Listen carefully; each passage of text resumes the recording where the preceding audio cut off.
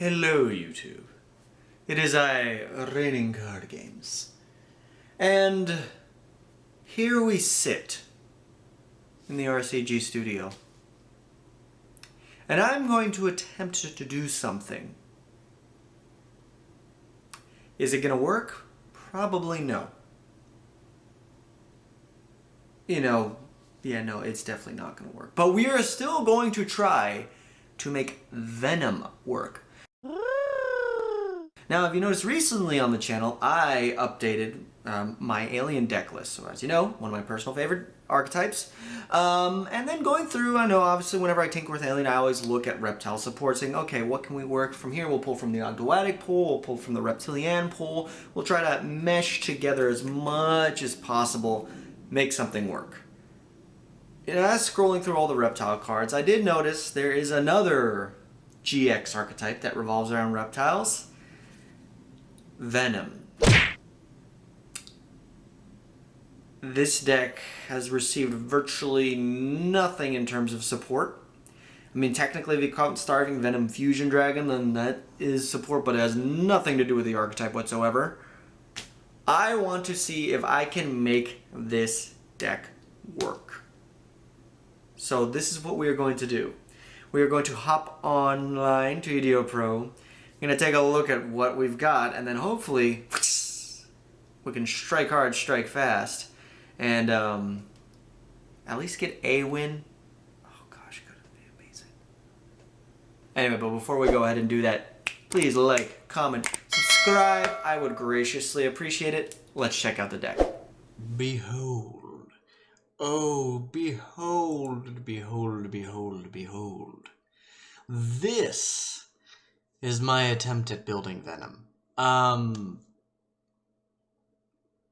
Let's go through the cards. So, we are once again supported, as in any reptile deck, we have some Ogdoadic cards. We've got the Ogdoadic Overlord, we've got the Naoyas, we've got the Nunus, we have the Lily, as well as Serpent Strike.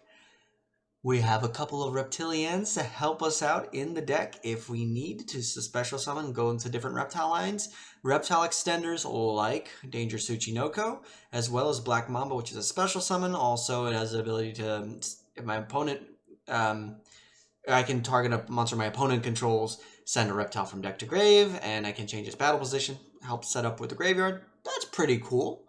And then, of course, well, also you have to remember, you have Yamamori, cool tech to use in the graveyard to help create monsters' attacks to 0 or flip them face down. But more importantly, the Venoms. Phenomenon. Can't be special summoned by another monster's effect, but it can be special summoned by other card effects like spells. That's important for Lilies and, for example, also the Viper's Rebirth. His effect is he gains 500 for each reptile in the grave. He's destroyed by battle. I can banish a reptile, special summon him. Pretty cool. We have a Venomanaga. How do you special summon this basically unaffected by everything monster who also gains 500 attack for every reptile and is also an alternate win condition once I just get 3 Hyper Venom counters after she inflicts battle damage through Rise of the Snake Deity. When Phenomenon is destroyed, special summon her. If I can even summon her once, it's a miracle. We have a couple of other extenders, and then, of course, Snake Rain and Venom Swamp.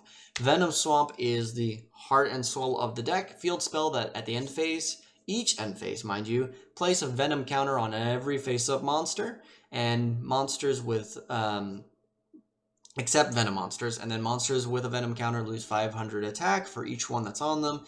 If their attack goes down to 0, they're destroyed. It's like a slow, like they're being sucked down into the torrential abyss of the bog of the swamp.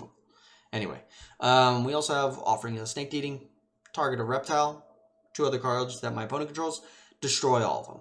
Pretty cool. Imperm, ways to search out, non-engine. Extra deck, standard stuff for reptiles, Echidna for, creating monsters attack to 0 and searching. IP Masquerade, SP Little Knight, Alien Shock Trooper M-Frame, can distribute A counters. If it's destroyed, I can special summon reptiles from the grave based on the number of A counters on monsters on my opponent's field. Kind of good. Unicorn, Appaloosa, Access Code, double Feral Imps. We also have a Zeus and a couple of Synchros that we may or may not use. Honestly, my goal is to just see if this deck can function. Yeah. Yeah, let's duel. Round 1, fight. We are going up against Infernoids for our first game. We do win the die roll, so we do get to go first. All in all, the setup is, as you can see, really reliant on the Ogdoadic lines. I can go up into my King of the Feral Imps. Luckily, it doesn't get impermed. I try to fire off my Tsuchinoko, we go into an SP Little Knight, and I can at least get a little bit of board presence on field. Unfortunately, I can't revive the Phenomenon in Graveyard because it needs to be from a card effect that isn't a monster. But I do have some setup with Venom Swamp online, and I do have a Yami in hand, so I can, interact with my opponent's attack modulation, but we get hit with the Dark Rule no more. But honestly, all that does is just trades for the SP Little Light, and I at least know that I'm not going to die from battle damage this turn. So it's not the worst thing in the world, but I do lose my Venom Swamp. So now I'm just sitting on a field of no monsters.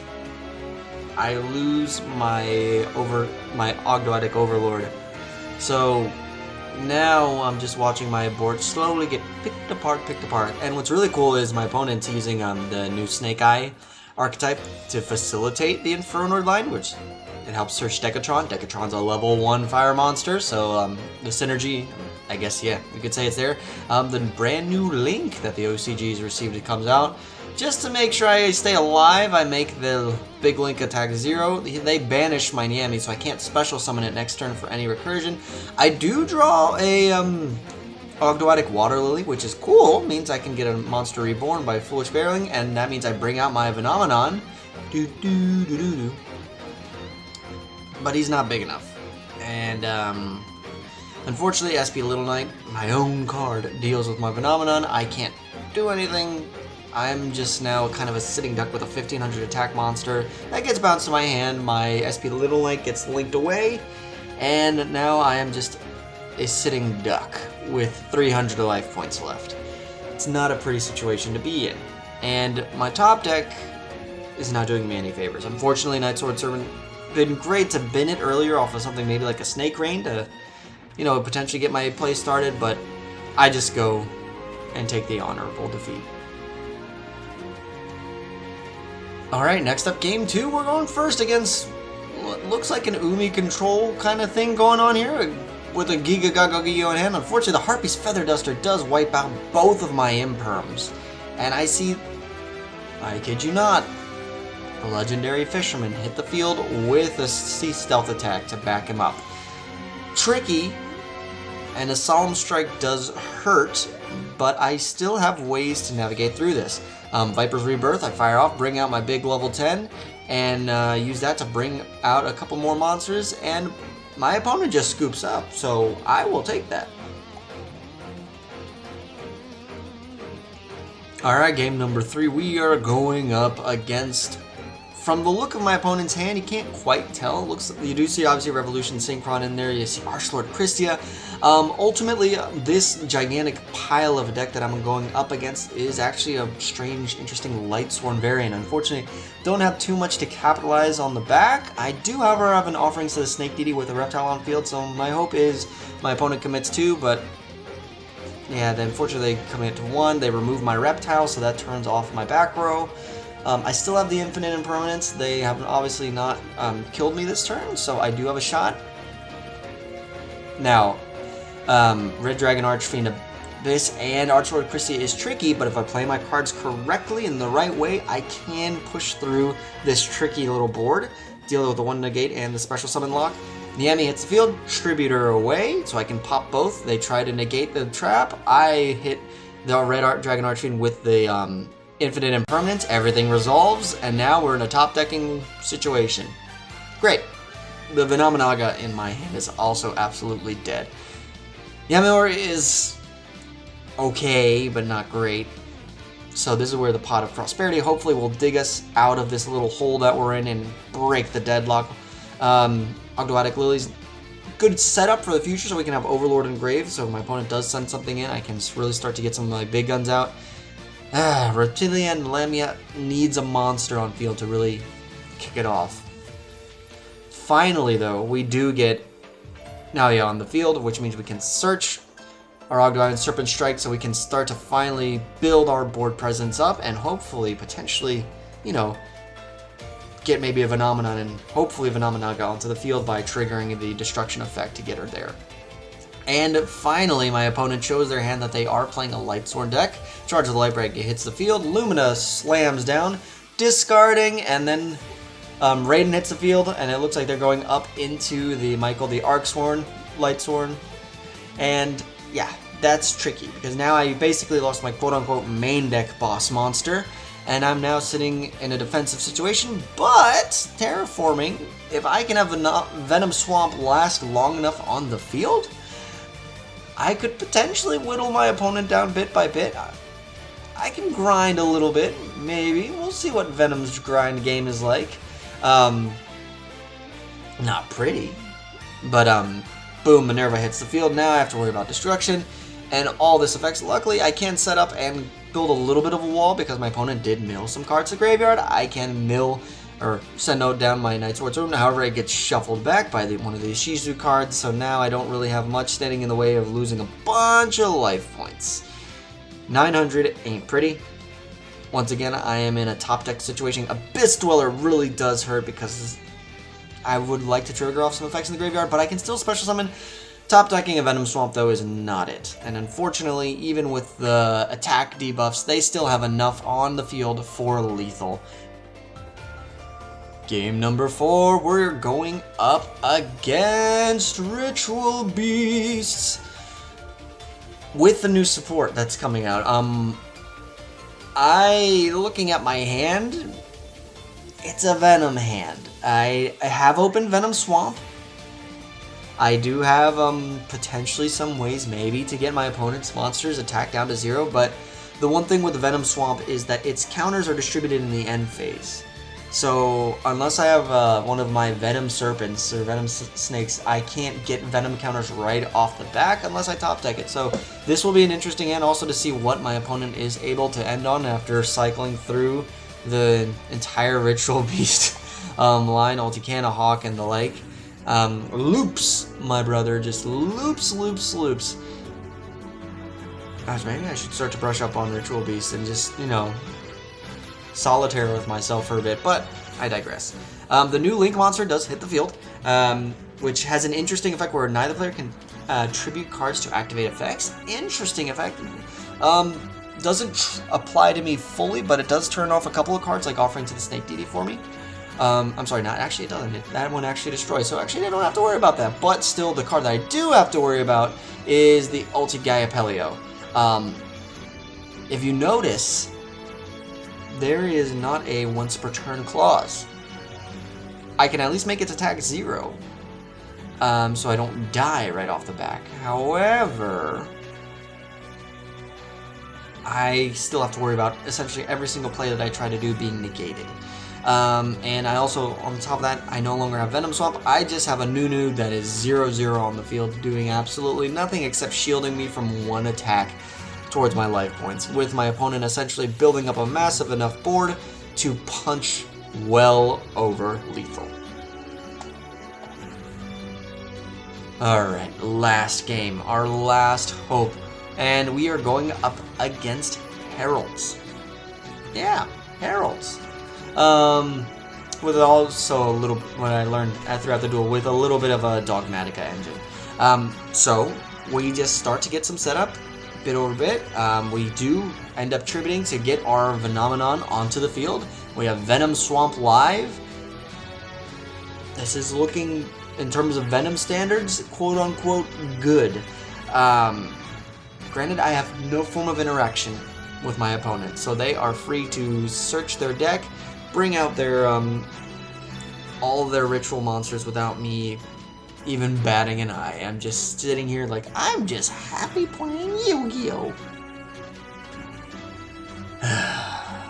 Yeah.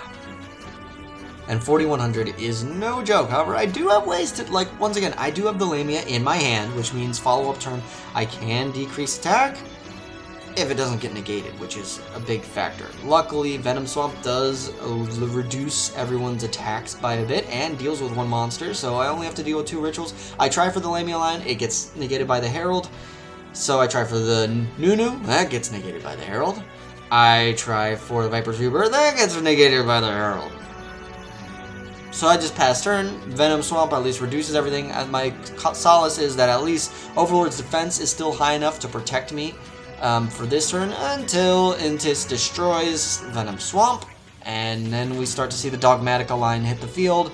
And I know that my Overlord is not too long for this Earth. He's going back into the graveyard where he belongs, unfortunately.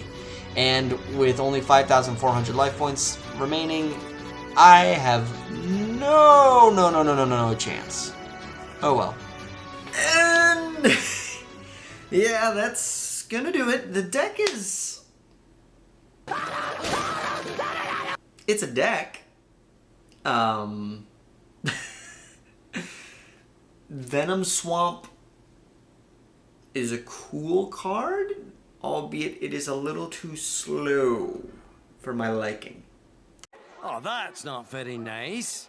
Gosh, it's so weird transitioning from Aliens, which I know my clear end board, I can get to it, I have something to do, versus Venom going first or second. It's really hard, because obviously you want to make your opponent's monster 0 so you can destroy them, but that means breaking through boards, which you have to devote stuff to, and then Venom already is struggles. I never imagined that Konami's probably going to give Venom of all deck support. They gave him like some reptile generic support, but nothing specifically to help facilitate Venom. Oh well, what are you going to do? Anyway, let me know your thoughts down below in the comments. Have you made a Venom deck before? I would love to hear what you have done, because clearly it needs all the help it can get. Anyway, that's going to do it for me in this episode of whatever I'm calling this. I don't know, this is just a one-off video, but who knows, maybe I'll revisit Venom.